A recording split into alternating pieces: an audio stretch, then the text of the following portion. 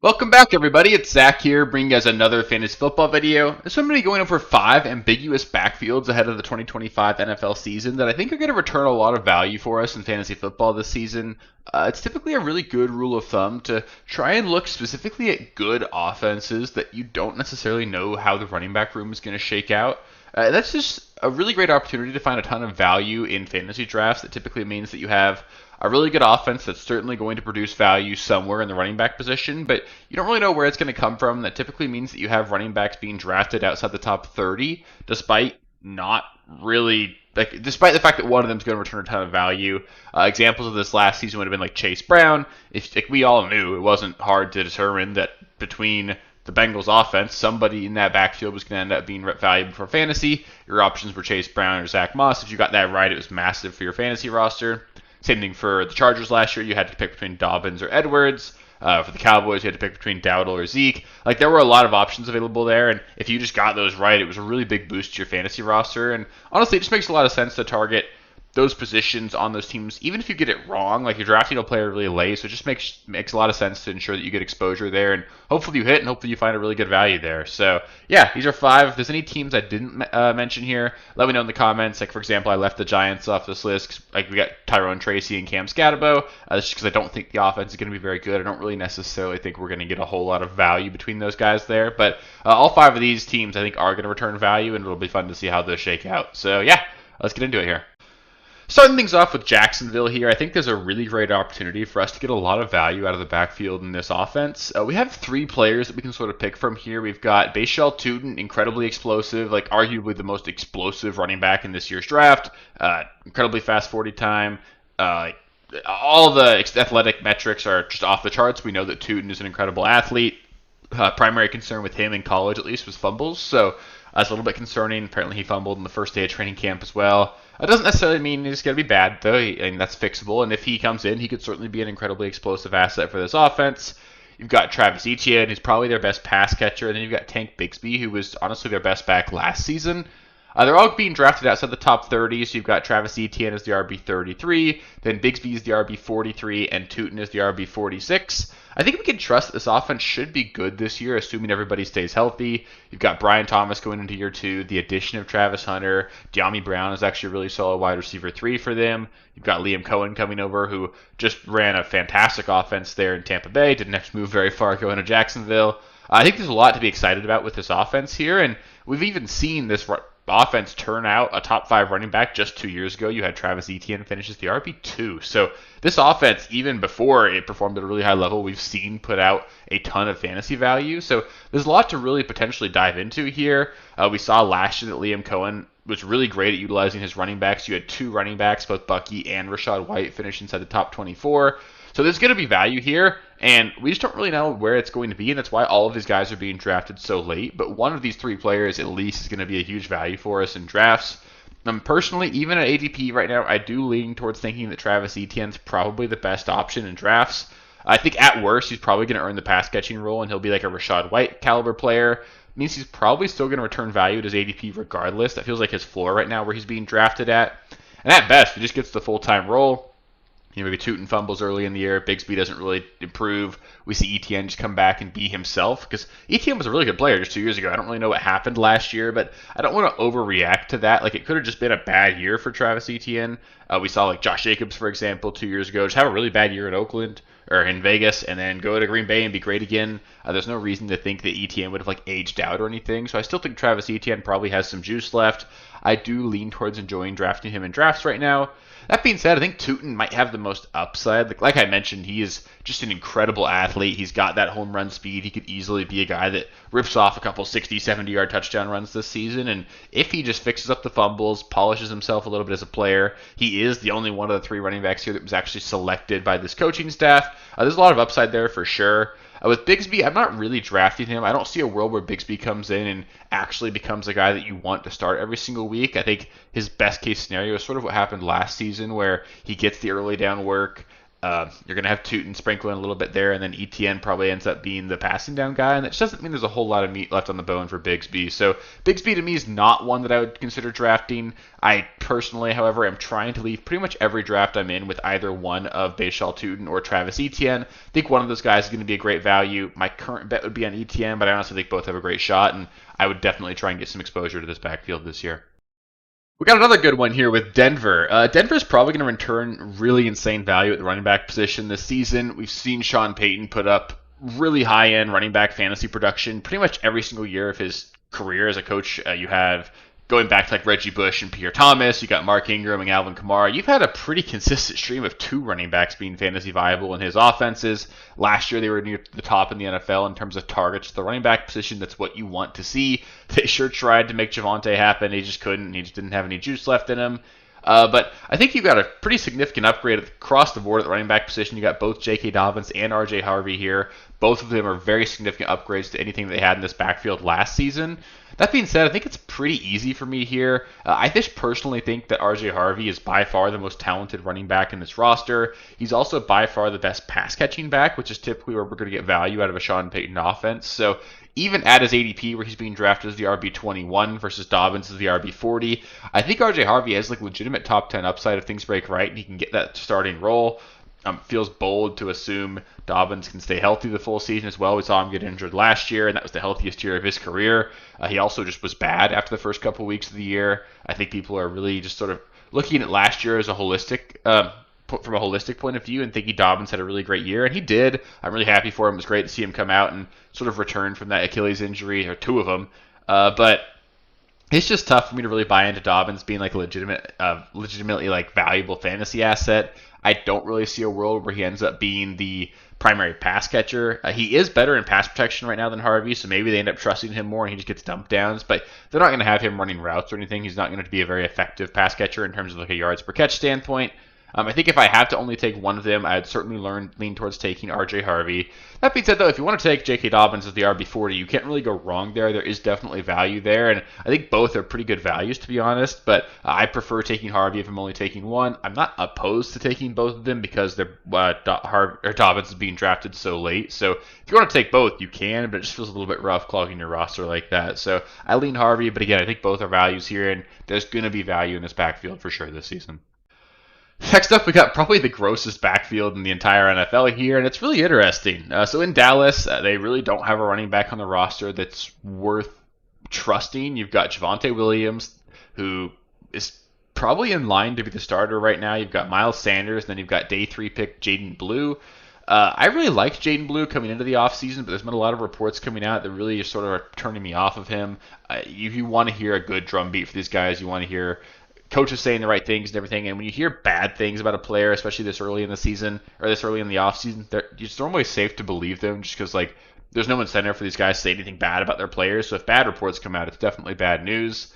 That being said, Dallas probably not going to run the ball well this season. They didn't do it last year. They haven't really ran the ball well for a couple years, but they're going to score a ton of points. This is a defense that I don't think is very good. They're going to have to air it out. There's going to be a lot of scoring opportunities in this backfield, and we saw even Rico Dowdle last season not really be given the full-time role until late in the year, and he's still squeaked into the top 24 by the end of the year. There's going to be value in this backfield, and right now you've got Javonte Williams, Miles Sanders, and Jaden Blue being drafted as the RB 36 for Javonte, RB 43 for Jaden Blue, and RB 68 for Miles Sanders. For me, I think it's okay if you want to just ignore Miles Sanders. He's probably cooked, hasn't been good for a while. I'm personally okay ignoring Miles Sanders here. Like I said earlier, reports out of camp for Jaden Blue have been pretty horrendous. He was called lazy by the coaching staff. If you're a day 3 rookie, you're getting called lazy. Like, that's not great, right? Because this should be the hardest he's ever worked in his entire life right now. He's fighting for a spot on the roster. He's got an opportunity to be the starting running back for the Dallas Cowboys, and he is clearly not working hard enough to take advantage of that. You don't want to believe everything. It's not necessarily 100% lock solid report. Maybe he's working his ass off and we're just not hearing about it, but I don't like hearing that, especially for a guy that already had the odds stacked against him. And if you look at Javonte, as bad as he was last season, he was actually really good in pass protection. He had the second most pass protection snaps in the entire NFL. Not a very good pass catcher, obviously. Didn't do a whole lot with it, but he was at least very good at protecting the quarterback. And I think the most likely scenario here is that Dallas just puts him on the field a ton.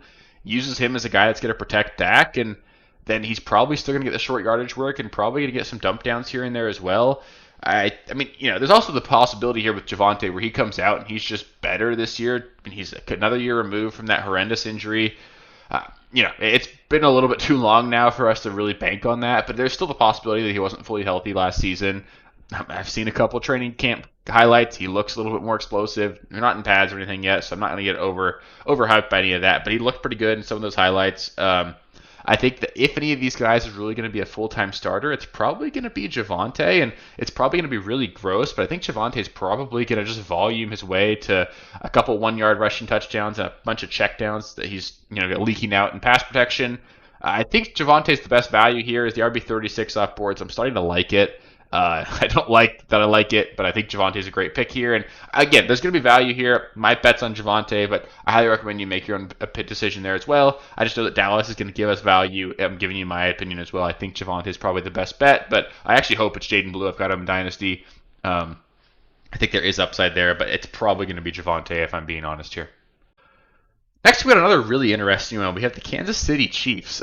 We really don't know who this team is going to use the running back position. You could make an argument for 4 running backs. That's obviously not great. There's a reason none of these guys are being drafted super high. You've got Isaiah Pacheco, who's obviously being drafted the highest as the RB23. And then way later in the draft for all 3 of the rest of the guys, basically free, you've got Kareem Hunt, Elijah Mitchell, and Brashard Smith. I'm kind of ignoring Elijah Mitchell. That might be not fair, but he hasn't really been relevant for a few years. He's seemingly unable to stay healthy. Maybe that's just San Francisco. Maybe you get out of San Francisco and suddenly you can stay healthy. So I don't want to completely write him off. We had Jerick McKinnon in San Francisco, not able to stay healthy a couple years ago, and then he went to Kansas City and was great for them for a few years. So it's possible, but I'm kind of ignoring the possibility of Elijah Mitchell. I think the most likely scenario here is that you got Isaiah Pacheco sort of getting the first and second down work between the 20s. You have Kareem Hunt get used on short yardage, and then Brashard Smith probably sprinkles in on pass catching work, like 2-minute drill stuff. And if all that happens, then all these guys are worthless, right? Because then you're praying for a 1-yard touchdown for Kareem Hunt. You're praying Isaiah Pacheco rips off a long touchdown. He's not necessarily going to do that. Or you're praying Brashard Smith catches like 7 or 8 passes 1 week. So I don't love any of that. I think if you're betting on one of these guys getting all of the work and actually being fantasy relevant, it's probably Isaiah Pacheco. But being drafted as the RB23, I don't really like that value, so I actually personally prefer the values of Kareem Hunt and Brashard Smith over Pacheco. You can take them with your last round pick and see what happens there. Kareem Hunt was actually pretty good for fantasy last season. I know that's disgusting, but he was effectively operating as the starter even after Pacheco came back. Maybe Pacheco's healthier now. He sort of came back from a tough injury that happened early in the year. If we do see Pacheco at full health, there could be value there. But I actually really like Brashard Smith as a pass catcher. I think he could sort of fill that Jerick McKinnon role for them. I think Kareem Hunt could maybe just be the starting running back. You'll have Pacheco get sprinkled in, but if Hunt's getting 10 to 15 carries, getting a couple receptions, and getting the 1 yard line work, then Kareem Hunt's got a decent value there as well. The thing is, though, this is actually a really good offense with an ambiguous backfield, but I actually kind of just find myself out on it outside of last round selections like Hunt and Smith. I don't really expect anybody here to be a rock star because I think they're just going to use everybody. The Chiefs are really weird. They're probably going to be a good offense without having a whole lot of fantasy value throughout it. So I don't love it there, but again, there's value there. You got to mention it. Pay attention to it. I think it's worth taking a shot on these guys just in case something breaks our way. And the last offense I'm going to talk about here is going to be the Washington Commanders. Washington might be a top 5 offense, and their running back 1 and Brian Robinson is being drafted outside the top 30 at the position. That's pretty crazy. Brian Robinson very clearly has double-digit touchdown upside in his range of outcomes. You've got Austin Eckler. He's a year older. If you had a scenario where Eckler went down, then you'd have Brian Robinson operating as a workhorse running back in an incredible offense. That would make him, honestly, a guy that's got top 15 upside. I think there's a great opportunity here. I think Brian Robinson's probably a top 24 back if he plays the full season and Eckler plays the full season. Austin Eckler probably has a great shot to be flex viable, especially in PPR formats as well.